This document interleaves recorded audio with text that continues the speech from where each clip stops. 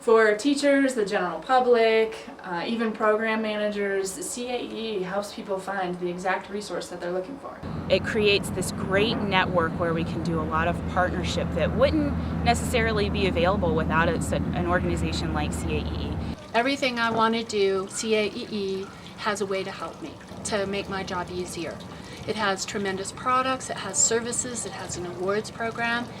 It's a place where you can actually learn about what other organizations are, what kind of programs they're offering to the public, so you don't have to reinvent the wheel. Each individual organization is small, but together our voice is strong and we can make a difference. It's important because it helps legitimize our profession.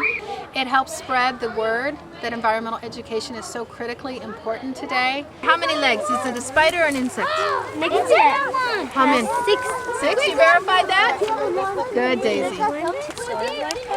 Yes. Look at it. It's one of those. Is that what you think? And I think the kids get a lot more out of being able to actually do things and experience things rather than reading and writing and memorizing. I think that that's probably the most important thing we can teach kids is how to look at any collection of information and understand it systemically. So if we're going to do that, what is the most logical, pervasive, at your fingertips system? Well, it's the environment, because nothing is unrelated. And as far as anything that he sees, he can look at it differently and know that it's not just one thing, that it's a part of a whole chain of events. We know from all kinds of learning research that kids learn better when what they're learning can be somehow connected to their realities. Although they live in the city, their world is really small, not much larger than a couple of blocks. And even going back and looking at the playground in the park next door, they'll have a different appreciation for it. That in that grass, it's living, it's breathing, and they're a part of it. And I think that their connection to even their urban environment changes. It's right there. Where? Bye! Hold it. Oh, did you let him go? Sorry, I'm afraid of bugs. Oh, but they can't touch you. Where they come out, they think there's nothing there. And within minutes into the activity, they're screaming and squealing and they're grabbing you, saying, come look at this, oh my gosh, I found this. And then right here. Their mindsets have changed entirely from, oh my God, I'm so afraid to go outside where something might get me or I might skin my knee, to a sense of empowerment. No, you light it and then you can light that part, and then when it's still flaming, you put it but if we put them all... You have to have some kind of hook. Nowadays, and we're competing for those kids' times. We got PlayStation, Xbox.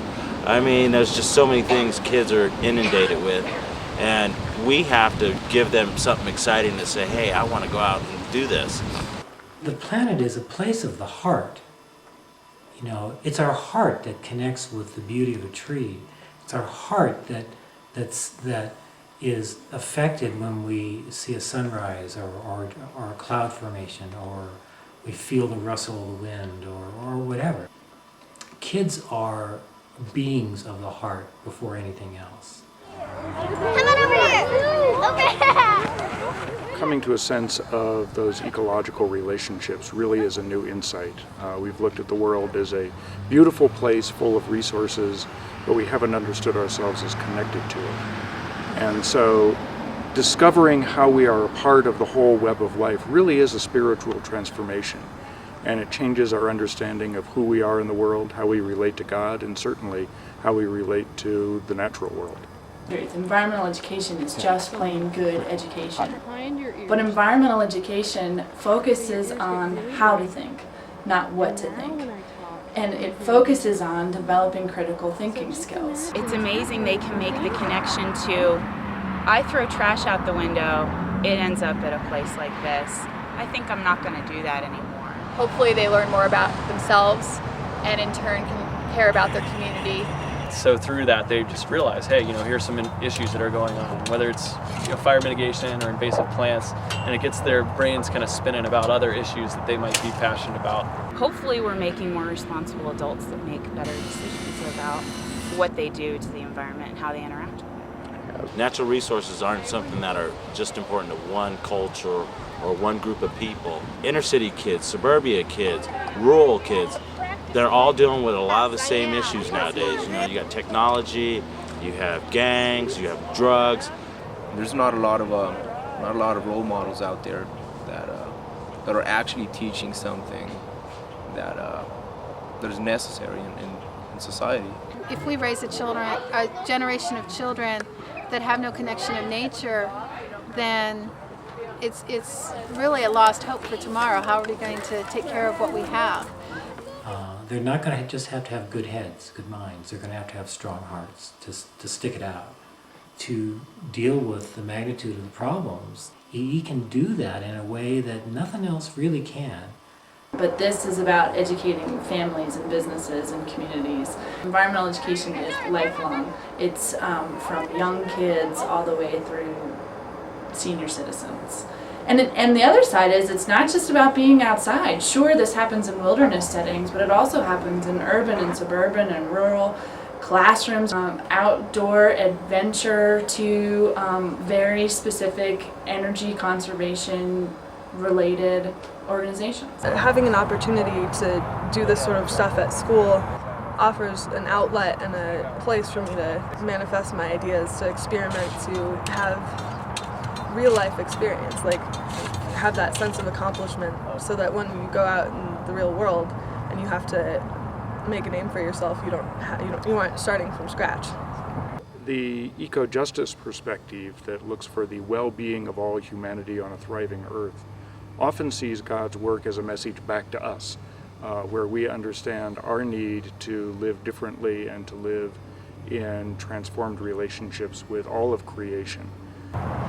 If not me, who else? I'm the only person who, I can't count on other people to try and make a difference, so if I want there to be change in the world, I have to do something about it. So this group of people, I think, are doing some of the most important work on Earth. We have people who are innovative and creative and so dedicated, yet traditional and sincere.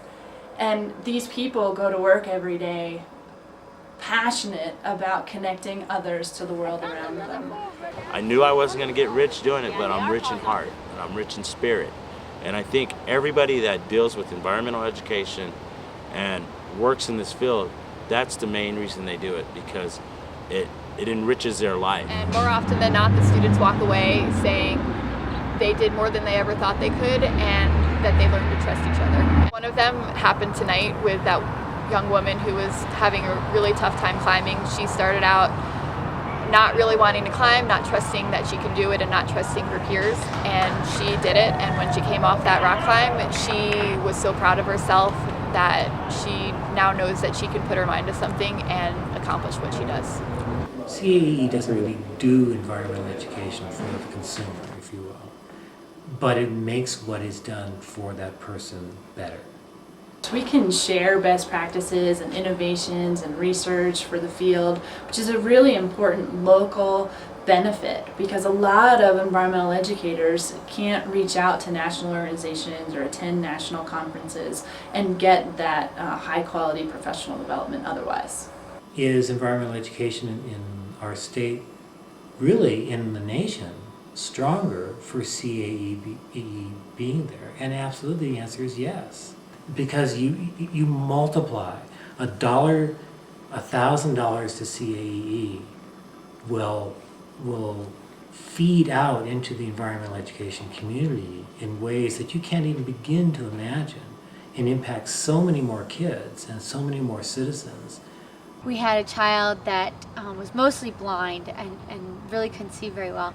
And you could tell that one of the kids that was maybe a little bit more popular in school was in our group, and he was helping this mostly blind child look up at the tree and look for this owl that we were seeing, and the one child couldn't see it. And so he would not let us leave that spot until that child could see where the owl was.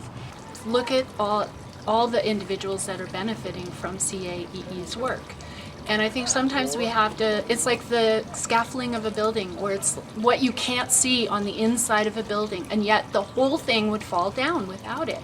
Without that sense of community, we aren't going to make the impact that we could otherwise.